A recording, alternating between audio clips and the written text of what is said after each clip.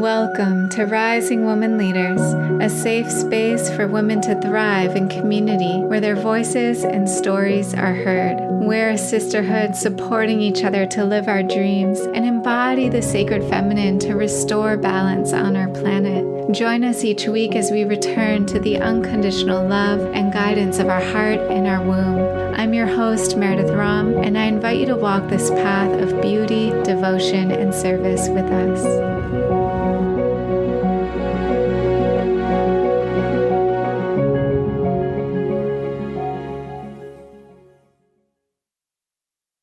I'm here today with Sonali Fiske, who is a TEDx speaker, a radio host, and leadership consultant to marginalized and underrepresented visionary women and emerging women identifying leaders. Her private and group programs teach leaders to unearth their culture shifting and ancestrally rooted messages to help inform, empower, and counter the cultural zeitgeist. Thank you for being here, Sonali. It's great to be here with you, Meredith. Thanks for having me. Yeah. I was curious to drop in first with just a little bit of your background. And from what I do know, you have Sri Lankan ancestry, and I'd love to just hear a little bit about your culture and your family and your time in the United States and just a little background of where you're coming from. Love that. Love laying the groundwork with my roots, with my motherland, Sri Lanka. Yes, Sri Lanka is a little island in the Indian Ocean. It's part of the Indian subcontinent, or the subcontinent of India, rather. So I identify as a South Asian, cisgendered woman. And I was born there. That's where my roots are, and very much where I still consider home to be. I don't feel like part of me never left, and part of me feels so much like a foreigner too in my own homeland. I haven't touched the soil of my mother for the last 11 years, I believe. So it's been a very long time. So there's a lot of, political unrest in my country for years. A 30-year war ended in 2008. And I've been, ever since, been trying to find my way home.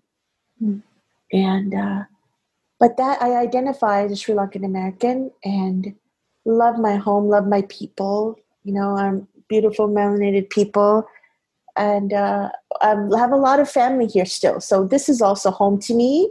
When I say this, I mean Southern California, Orange County to be particular, where I live on the land of the Achaman people, of the Achaman Nation. And so my respects and my love and I honor the Achaman people with my work and my life. I'm grateful that I get to live on this unceded land. Thank you for that. Yeah, and at what age were you when you came to the U.S. and what was that experience like? My goodness. I could go for days on that, Meredith. I mean, the immigrant, struggle to be accepted into the norm. It never was, and it never will be. And I've been in a constant flux of reclaiming this reclamation process, of reclaiming my ancestry and my ways. I've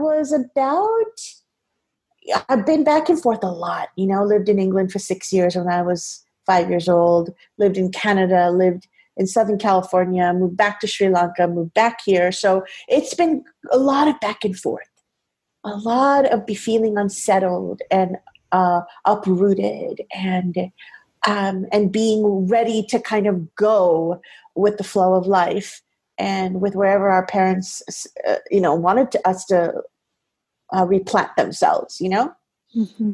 And no place I ever felt like it was that home place of quote home where most people feel.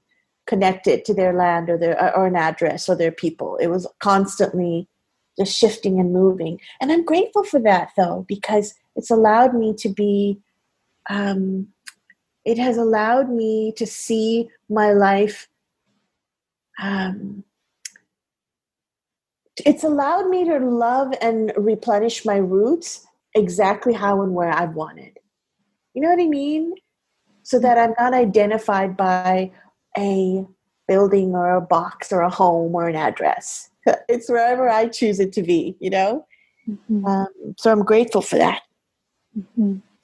Yeah, a sense of expansion of being a citizen of this world, but also I imagine just, yeah, that grief and maybe looking for a home or just wanting to feel that sense of belonging.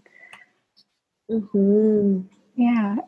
And I'm curious because, I imagine your experiences in your life led you to want to be a voice for women of color and to start to really ask these deeper questions. And I'm just curious to hear more about your personal experience around what led you to the work you're doing. I love that question. I get asked that question a lot, Meredith, and I've always wanted to sense like, will my answer change? Because we're all evolving, shifting beings. Yeah. What is the impetus? What was the seedling? And it's always been the same, Meredith. It's witnessing and watching a certain kind of woman constantly being celebrated, uplifted, getting most of the speaking opportunities and leadership positions and influential spots. And I'm talking about the white, cis, able-bodied, cute woman who is often always getting paid more than the woman of color, right? Getting the greater positions and kind of being positioned as that default setting on womankind. Mm-hmm. And you come to, everybody's got a threshold. You just come to, you reach a threshold where you just have enough.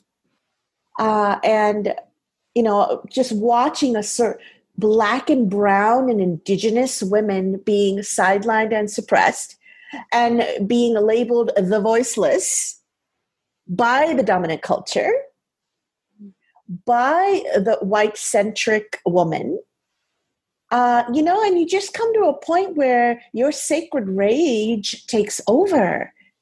That voice, the fiery voice, takes over and goes, enough. Mm. And that, Meredith, is what led me to do this work. It came, the impetus, the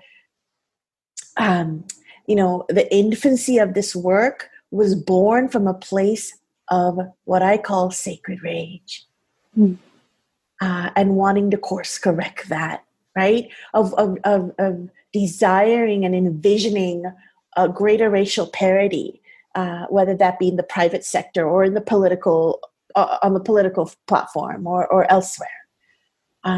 So yeah, that's kind of the birth of my business and my work. Yeah. Yeah, I really feel the passion behind your words. And I think that rage, anger for some women is more difficult to be with or more difficult even to access and it is such fuel. It is such power that can be put towards our mission and our desire to create change. And I'm just thinking about a lot of the women I work with are wanting to find their purpose, like wanting to find, like, where does my voice fit in? Where am I being called? And I think two of the things that really stand out to me of like, what breaks your heart? What are you seeing in the world that's just like breaking your heart? And also like, yeah, what's making you angry? Like, what do you want to stand for? Girl, you just you just opened a portal, didn't you? I'm gonna drop in if you invite me in, I will. Yeah. So much. And I want to, I'm happy that we're going down this road of talking about our anger and our grief and our rage. Audre Lorde talks a lot about rage, and, let us not bypass that anymore. Let us not, suppress that and quell that and hope that it goes away anymore. Let us respond to it. I love fire for that reason, Meredith. If you watch a fire pit or flames, whether that be on your stove or at a campfire, it's unmanaged. It's just all over the place. And there's a place for that unmanaged rage, because I don't see any other response to racial distortion, to racial illiteracy among white folks. The inability or the lack of investigating and interrogating white privilege. Still, the rage and the anger I feel for, vilifying the Black Lives Matter movement. Still, we still have folks saying all lives matter without any regard for who's in the room. And for, just lackadaisical, and unable to even investigate that further, right? What about the anger of exclusion, Meredith, right? Of misnaming and ignoring the teachers, our wisdom keepers and our teachers and elders, most of whom are Black and Indigenous women in this country. Yeah. Also the anger I feel at watching our practices and rituals and, medicine and our traditions being completely co-opted and whitewashed and rebranded and resold and commodified to the highest bidder. That shit. Yeah. To have to confront that and look at that, Meredith, it means having, all of that. I'm just touching the surface here. It is to be in a constant state of grief and rage. Yeah. Yeah. And I think as more white people are waking up to this existence, because a lot of us have been blind and have just either chosen not to look or have just not, for our societies, it just not being at front and center at our eyes. It's as those we peel back the layers and we start to see what's there. My experience has just been that deep embodied, the grief and also the anger, and to just be wow, how could I not have seen? How could this not be talked about? And when I think about one of the things that makes me angry is our school systems and the white supremacy that exists in the curriculums. And it's everything that was trickled down into what our children are learning in public schools, and all of it has been kind of what you said of just from that white lens. And it's everything has been presented and displayed and positioned through the white lens. Yeah. And while y'all are unlearning that and investigating and self-inquiring and your blind spots and your biases, Black and brown women and people are being re-traumatized by that while it's happening. Yeah. So there's a re-traumatization that we are experiencing because of your unlearning. And because of the dismantling. And because of the white growing pains. You see what I'm saying? Yeah. Right now, Meredith, as you know, there's so much noise online. Yeah. There is a lot of, performative allyship, to be honest with you. Mm-hmm.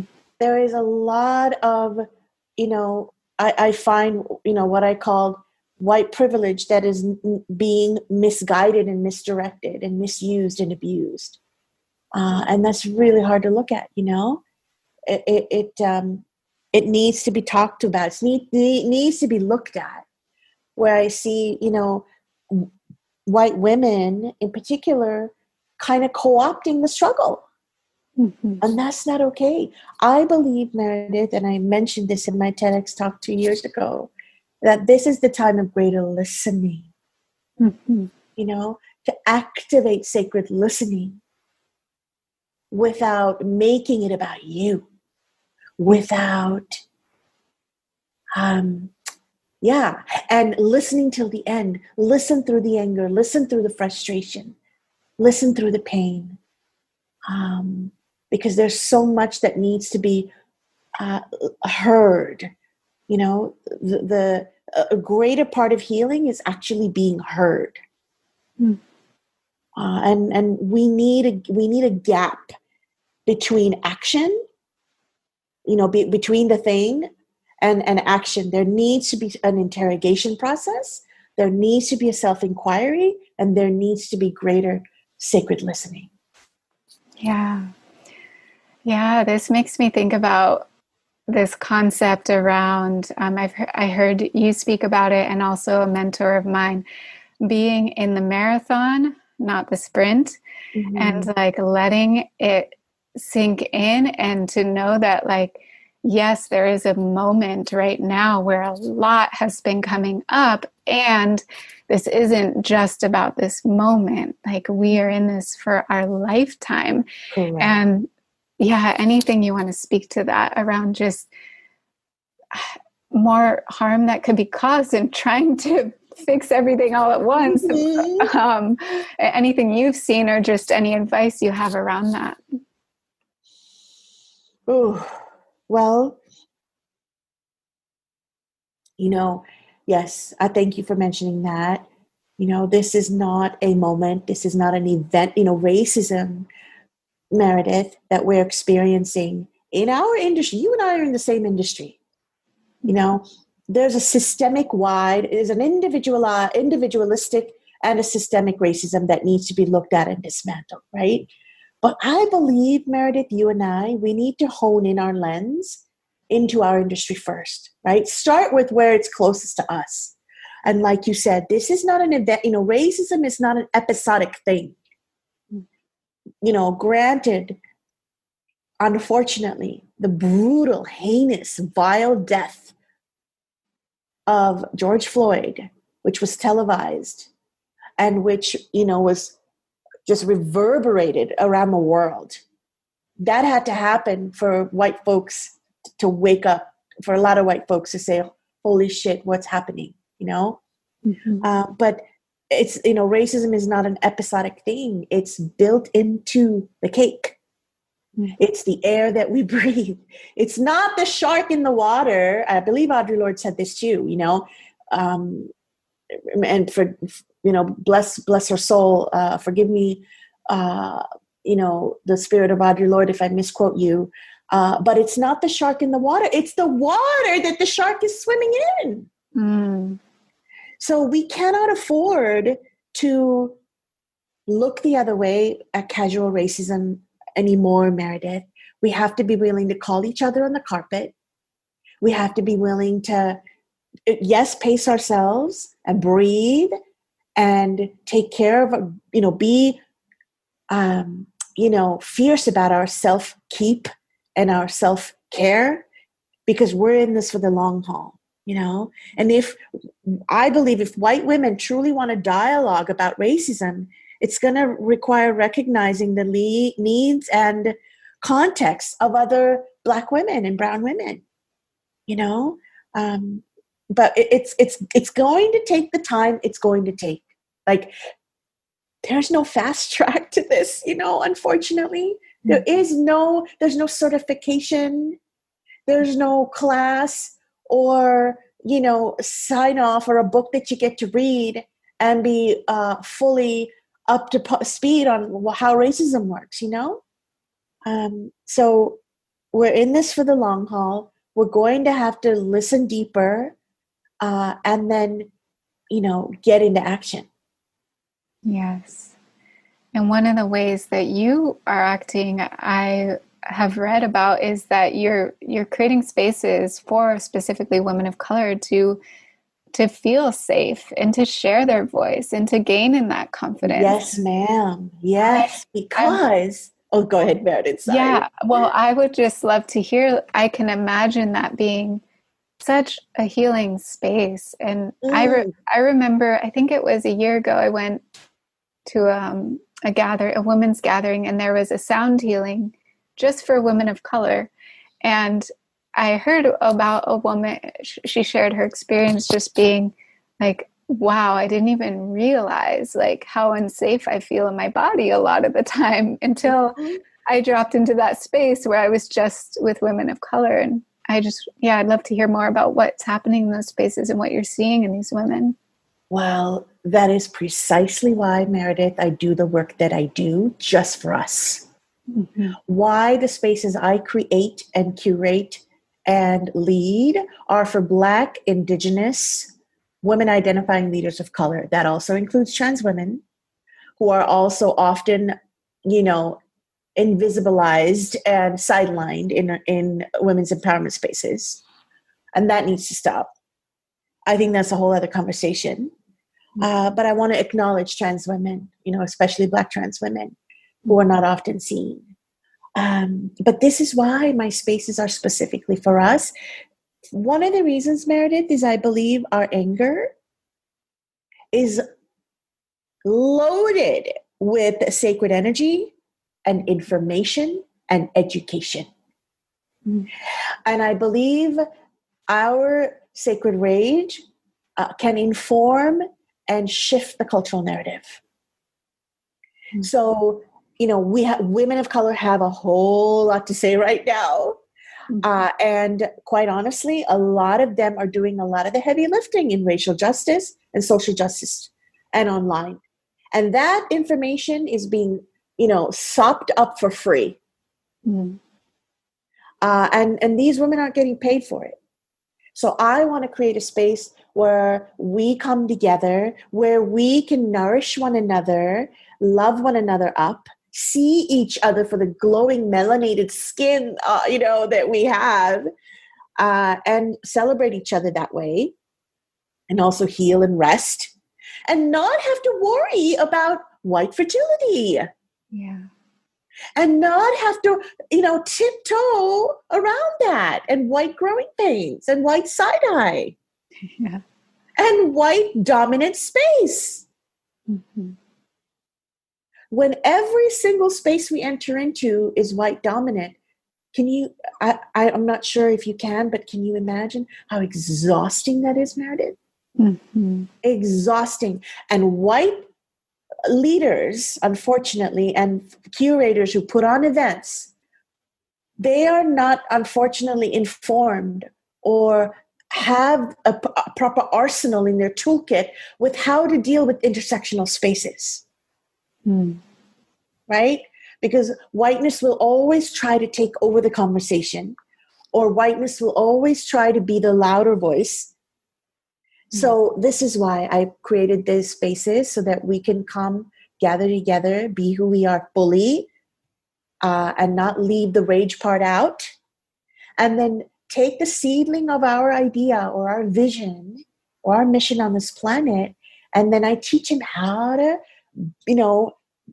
take that narrative and take it out onto a platform of their choice, whether that's TED or TEDx or a women's conference, or starting their own podcast or their own show or a TV spot or whatever, or a book, whatever that looks like, we discover and dig into that together. Yes. I really feel the beauty in this, and just the bigger picture of just how the breaking down and the shifting and the elevating that is happening through you stepping up in this way. So thank you. No, thank you. I appreciate that. When we know the system is operating when it's operating for which racism and sexism are primary, right? And necessary props of profit, we need to step away from that in order to create and in order to think and in order to feel into what it is we are here, what it is our ancestors passed down to us, so we can hear our own ancestors speaking to us. You know what I'm saying? Yes. That ancestral truth. What is that? What are we here to shine a light on?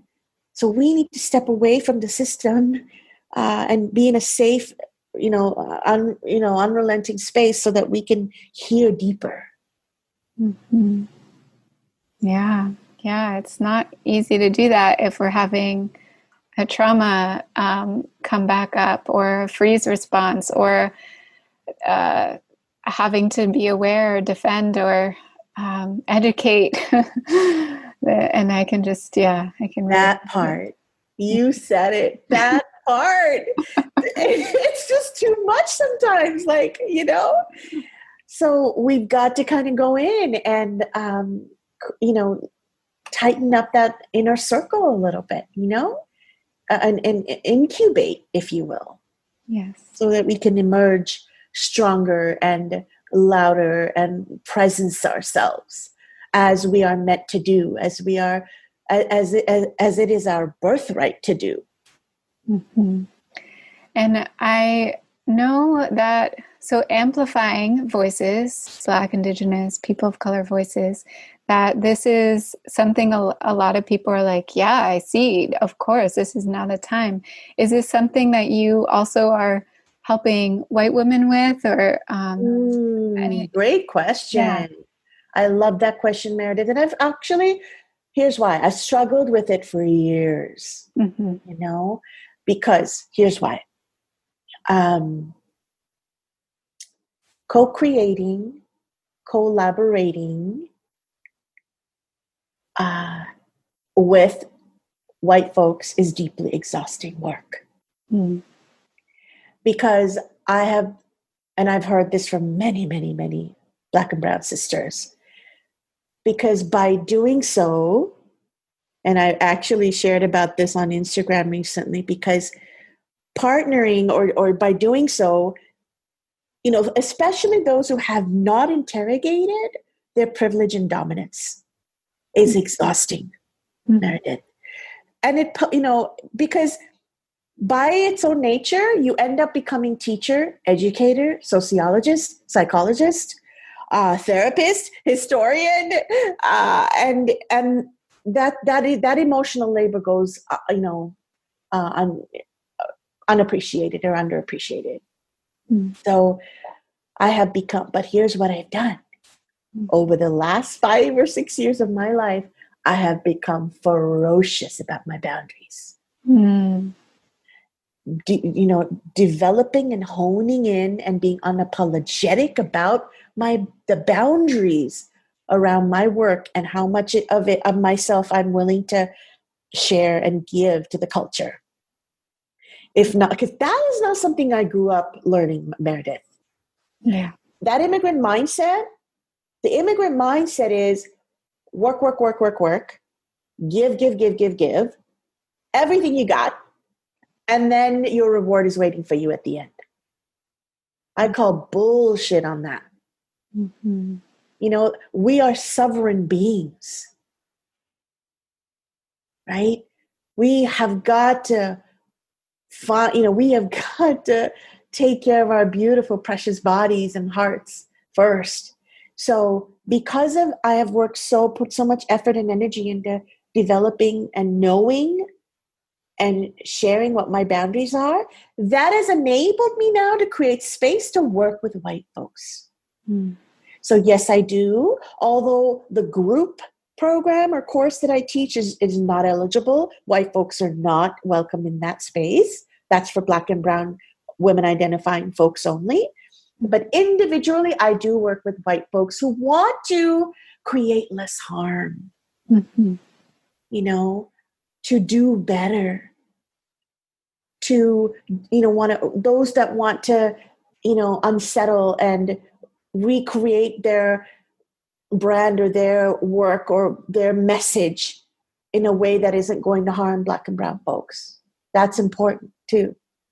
Y'all want to make sure that, what you're putting out there isn't going to re-traumatize or, further alienate, right? Or cause harm to oneself or others. So yes, I've started working with several white women right now, and it's going beautifully well. Wow. And we're enjoying the creative process. Yeah. Yeah. Thank you for asking that. Yeah. I mean, I know that there are a lot of people who are saying, yeah, I see this going on, and I would like to cause less harm, and to know that there are resources to turn in those. And yeah, I appreciate that, and that's something that you've started to open to. And I totally agree. The boundaries are essential.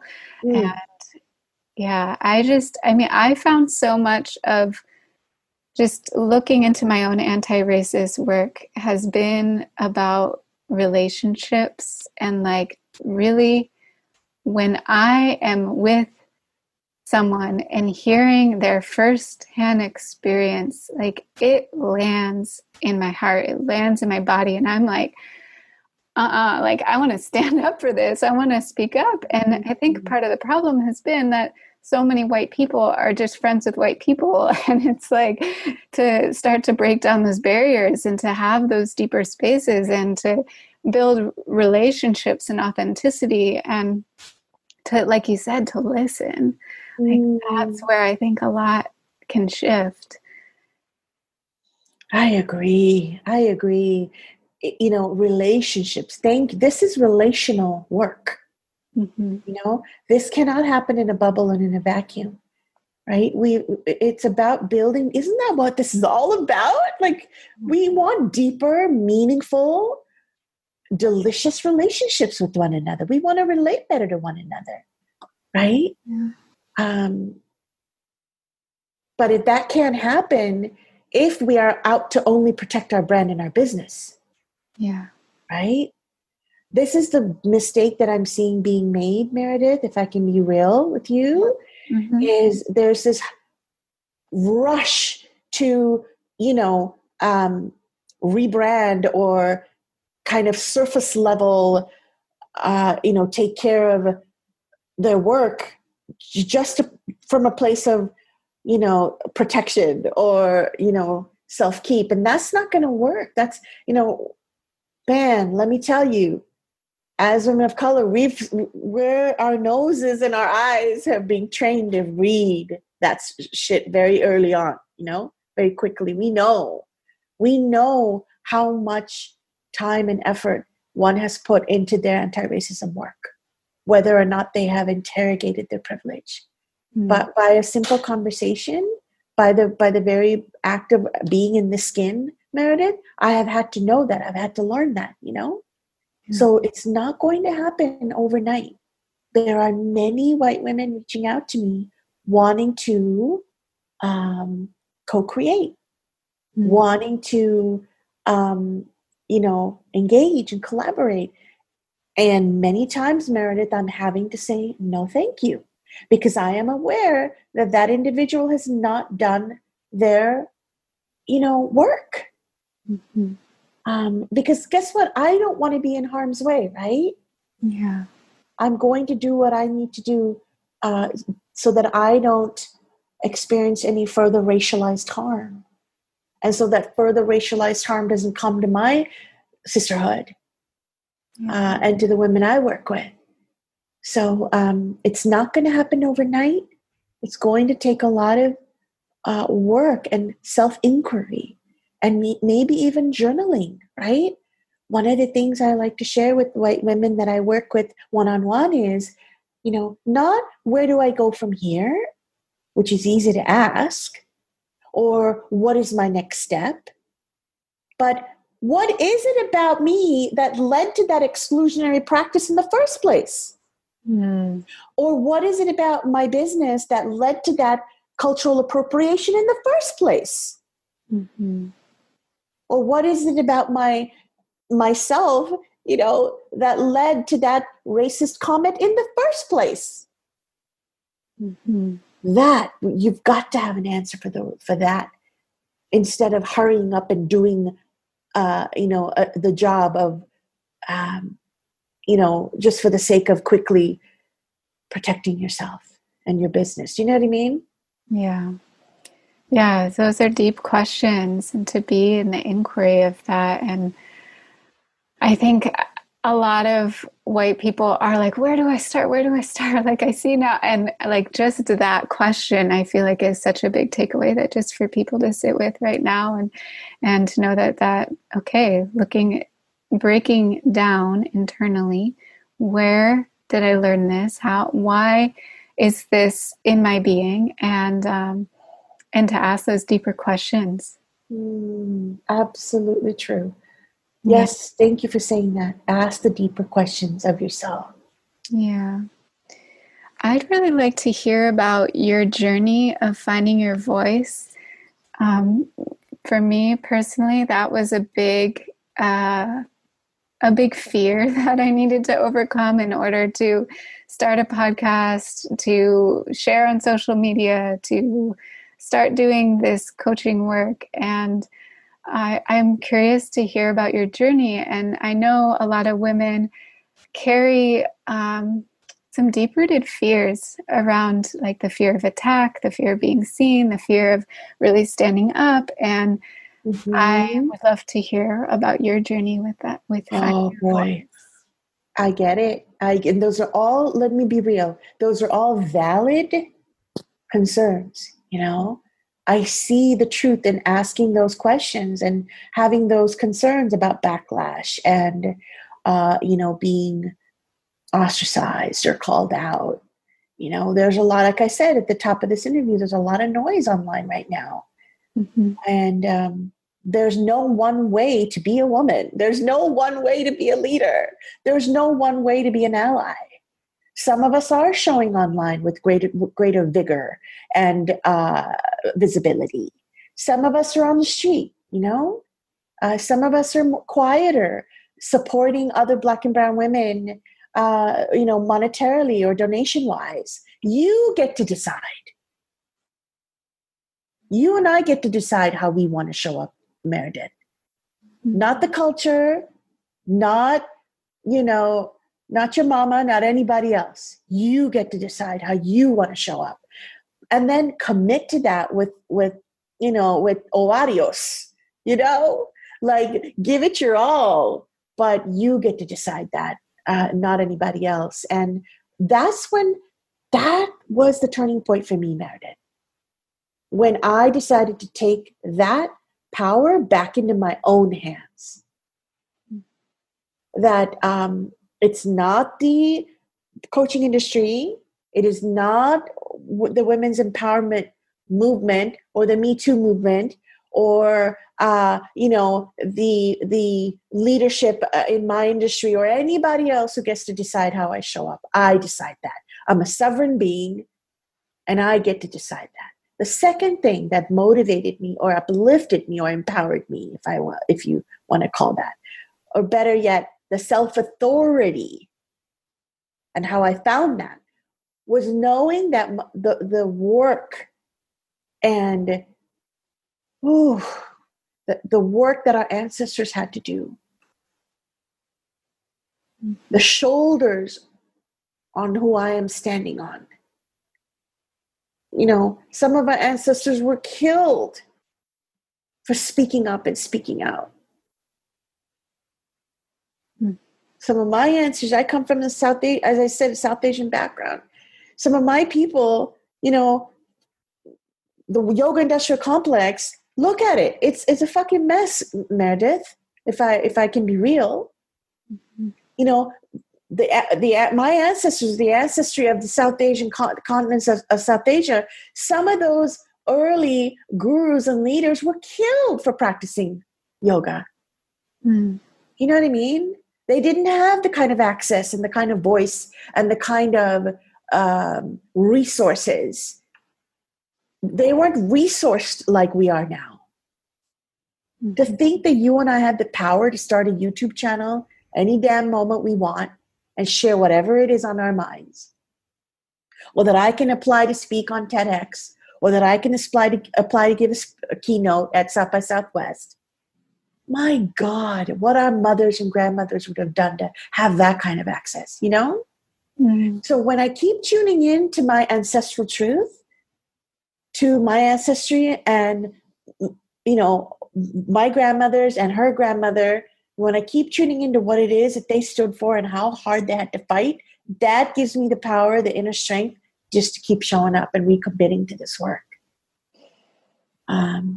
That's the focus and the lens I use. Wow. Do you know what I'm saying? That is what keeps me fueled. Wow. It's almost like I feel your ancestors like speaking through you or like with you when you take the stage and you say yes to those opportunities. It's like, that's so powerful that like, yes, I have this privilege. I have this opportunity. Yes, I may be afraid, and I'm not gonna let that stop me. Right? Who am I not to do the damn thing, you know? And I feel what you just said with all my heart. When I was up there giving my TEDx talk 2 years ago, Meredith, yes, I brought my fear up there. It was present. But guess who else was up there? My grandmother was up there. My mother was up there. My great-grandmother was up there. I felt the energy of my ancestors up there with me. I knew that I was allowing or giving way to that ancestral voice and that ancestral truth above, you know, in that body, in that moment. So if we can keep tapping into that, then we have all the power, all the gumption, all the conviction, all the joy and revolution that we need. Mm-hmm. Thank you. Yeah, that felt like a transmission that was really important to hear, and I'm sure for many listening as well. I want to ask you, Sonali, about cultural appropriation, and this is something that is really prevalent and in the spiritual communities, and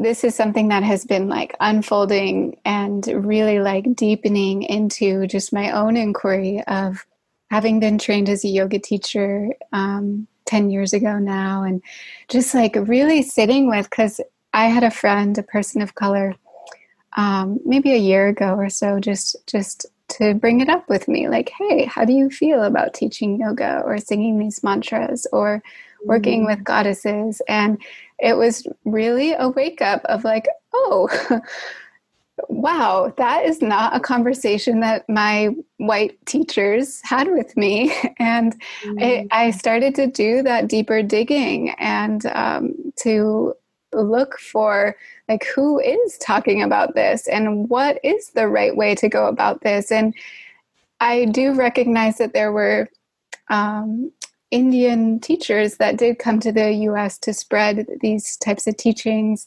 but also the way so many Americans have just like taken yoga or taken these deities out of their context and making like tons of money with it, and just the power and the disempowerment around that for people of color, and the pain really in that.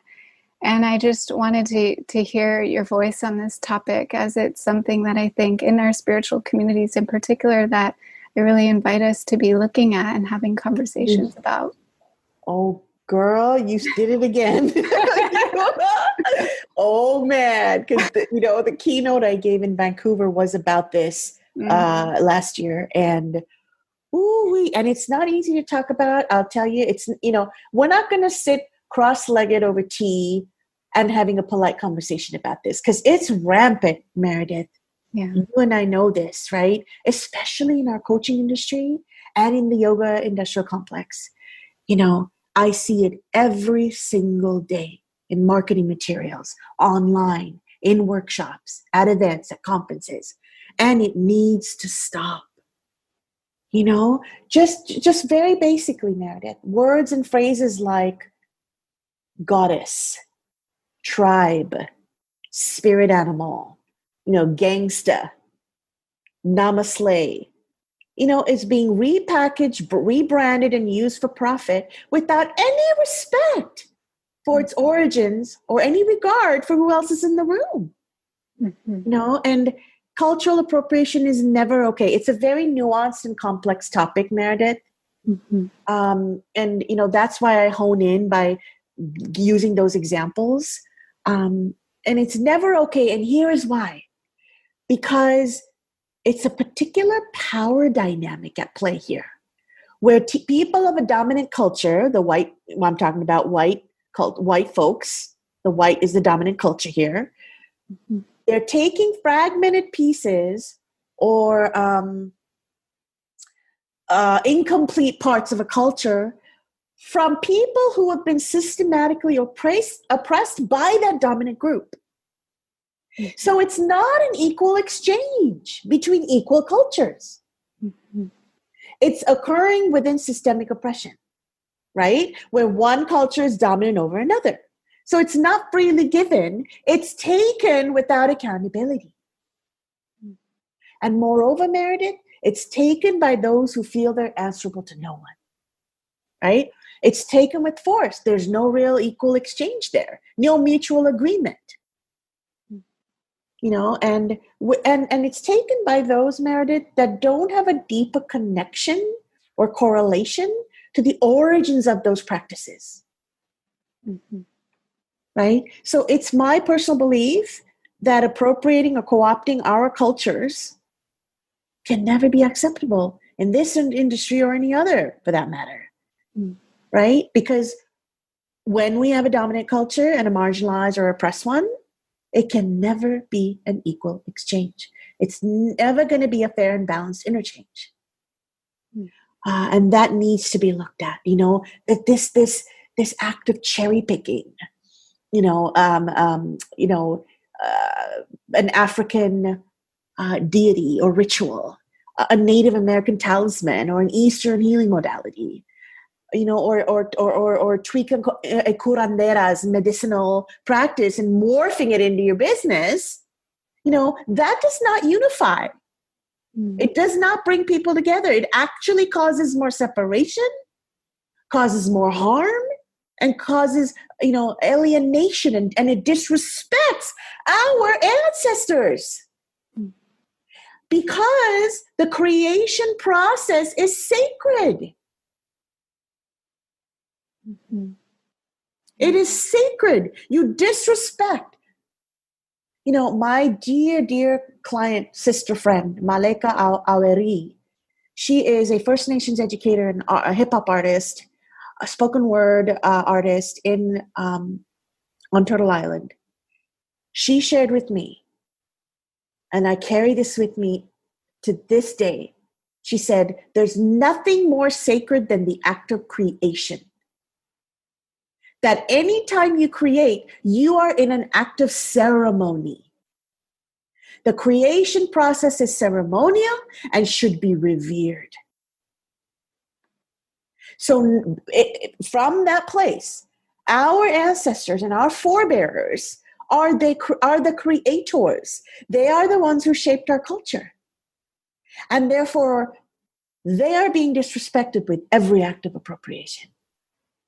Right? Because when you come from cultures that have been pillaged and eradicated and abused through colonization and lateral violence, and genocide and slavery, that resulting trauma, that lasts for generations, Meredith.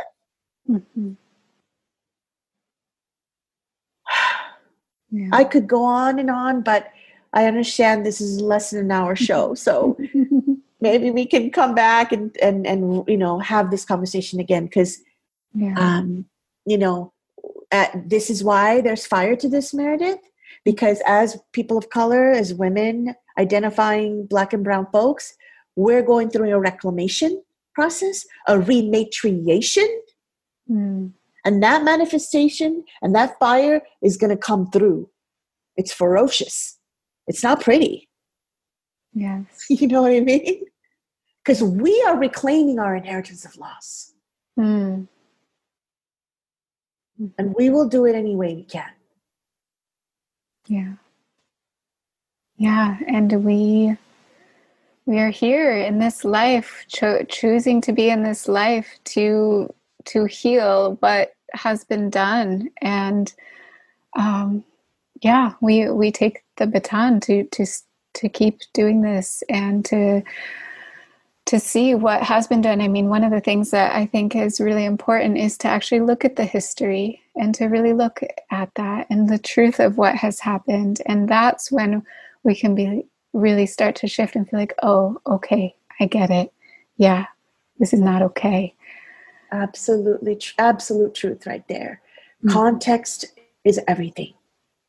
Once you investigate the historical context of some of these rituals and practices and traditions, my belief is you will have a different, a change in heart, and a different, it'll shift your viewpoint.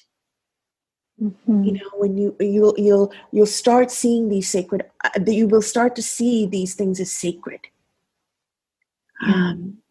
instead of commodifying them and in a capitalistic way. Yeah, deep truths. Yes. Wow. And Sonali, I was looking at your website, you have these amazing resources of these conversations that you've been doing called the Revolutionary Voices, and specifically and only with women of color.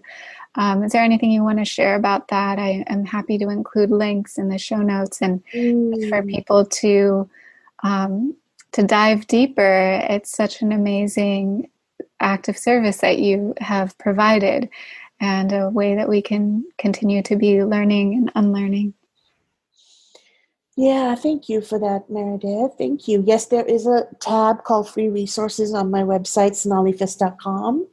You'll see, I used to have before I got my radio show called Revolutionary Voices, which is on Record 70 Radio and Dash. We reached a huge milestone, by the way. I hope you don't mind me. I'm asking your audience to celebrate with me, because we just hit it's my radio show is still an infant, Meredith. It's a year old. It was a year old in May. And we started off with 10,000 listeners. And I just found out last week that we reached a 3.7 million mark in listenership. That's a big bleeping deal, right? So listen, I'm thrilled and I'm happy, which is great. My radio show is all about centering, BIPOC voices on cultural and political and social justice issues. But before the show, I had another show called Sacred Activism, where I'd have amazing, teachers on, and we'd discuss these kinds of uncomfortable topics like white supremacy, and white privilege and cultural appropriation. So I have some of those recordings on that Free Resources tab on my website. Go listen. And then to my Black and Brown sisters listening in, to the Indigenous sisters listening, if y'all are interested, the next cohort for my group course called BIWOC Revolutionaries Take the Mic. We start in September, and the wait list is out now. So, if you want in, just check that out. That's coming soon. Yay, beautiful. I'm so glad, to promote that and to share that. And I hope that, that just the word gets out to exactly the right women to be joining there. Thank you, Meredith. Yeah. Any closing words you have for us, Sonali? Anything you want to leave us with, or just open us to? Yeah. Thank you for that offer. So much I could say here in this moment, but, thank you for listening, first of all. I recognize that there might be some anger that's present. there, while your audience might be listening in, there might be some denial that comes up. There might be some sadness or sorrow. Sit with that. Sit with the emotions. Don't bypass it. We've had enough spiritual bypassing. We don't need any more, right? And then, get connected with your own roots. Like, I think that is a powerful way. One of the things that I share when I give my talks at conferences and such and online is get really real about who it is or intimately acquainted with the origins of you, right? And this may sound fundamental, but it's truly asking deeper questions like, who am I? Where did I come from? What are my roots? And who is in my lineage? If you don't have a solid answer to that, you will seek it elsewhere, right? Mm-hmm. And that's what leads you down this path to mindless consumption and this act of cherry picking and grabbing a hold of anything you can. Listen, we're in COVID times right now. We're all homebound. So there's really no way to actually fly to our home countries and get rooted and get, grounded there. Ideally, that's what you'd want to do, but not all of us have the ability and the means to do that right now. So one of the ways you can do that is to find a tree, make it your tree, bond with it. By the way, this isn't woo or folklore. This is actually rooted in thousands of years of Native American history and, Black knowledge, tribal knowledge, is, find a tree. And, Aztec teachings also shares this, that our tailbones are connected, connect us to our ancestors, and that the stories we hold. And African American Southern conjurers also practice this. Close your eyes and then get grounded with that tree. Put your back or your spine against it and trust the tree system. The root system of our trees is beautifully complex and they're all interconnected, right? It works because trees are attached to every other bush and root and vine, and they travel all the way around our planet. The tree systems of the world are fascinating species. Do that and get reacquainted with your roots. And that was truly a life changer for me personally. And I hope that serves you well. I hope that you are nourished and supported and continue to deepen your work and connection to your ancestors and deepen your work, to your anti-racism education and training. Mm-hmm. Beautiful. Thank you so much, Sonali.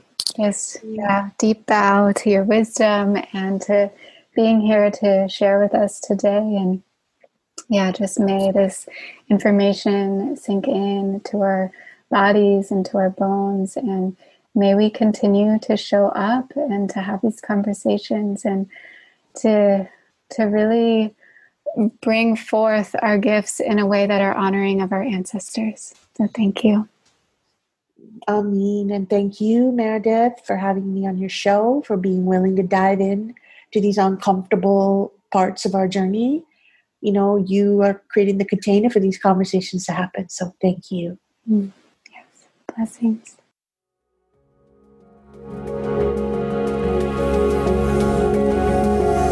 Thanks so much for taking the time to listen to this episode. If you liked it, share it with a friend or leave us a review on iTunes. You can also follow along on Instagram at Rising Woman Leaders and sign up for email updates at risingwomanleaders.com to be sure to receive all the new and inspiring content. Thanks again for being here. It's an honor to walk this path with